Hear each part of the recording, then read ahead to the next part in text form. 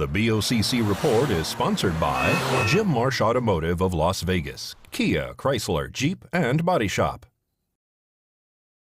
We want to support counties in optimizing their management to provide education, as well as help counties maximize efficiency and, of course, foster public trust in county government. The board meets once a month, usually on the agenda are items of common concern for counties. Our last few board meetings, we've talked about things like wildfire prevention, opportunities for grants for historic preservation, indigent defense, county human services functions, as well as, of course, the upcoming legislative session, and issues that the state legislature may take up. During the legislative session, we also host a local government day at the legislature that we encourage all commissioners to attend, where there are opportunities to interface with legislators and represent counties at the legislature. The NACO annual conference is another forum for communication between counties. This year, the conference will be held, hosted by Douglas County, and held in Minden, there in Douglas County, in the Carson Valley, November 13th through the 15th. All commissioners as well as county staff are invited and, of course, welcome to attend. It's a great event for us, and we love to have everybody together. So I talked a little already about the annual conference in November.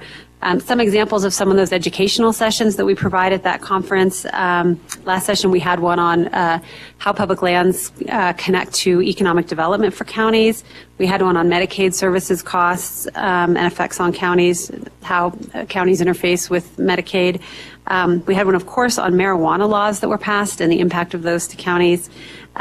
We had one on new technology, so those are just a couple examples. It's also an opportunity to network with your peers as well as vendors that support and provide county services and support our association. We also go to Washington, D.C. each year to talk with our delegation about various county issues. In 2018, we had a group of about 15 commissioners from around the state, and we visited each member of our delegation. We discussed a handful of issues, including the state and local partnership for Medicaid funding, grants for behavioral health, and grants that all of our county's jails use. PILT funding, of course, we always bring up to our delegation, wildfire funding, the military withdrawals, and transportation issues. It's our job to do outreach and engagement with the folks who make policies that affect us. So we work between legislative sessions to do outreach to legislators to develop those relationships. One victory last session was funding for voting machines. All counties received from the state about half approximately of the cost for new voting machines. So that was a big win. Also, as I mentioned, we're working on hiring our natural resources manager. We're excited about the candidates.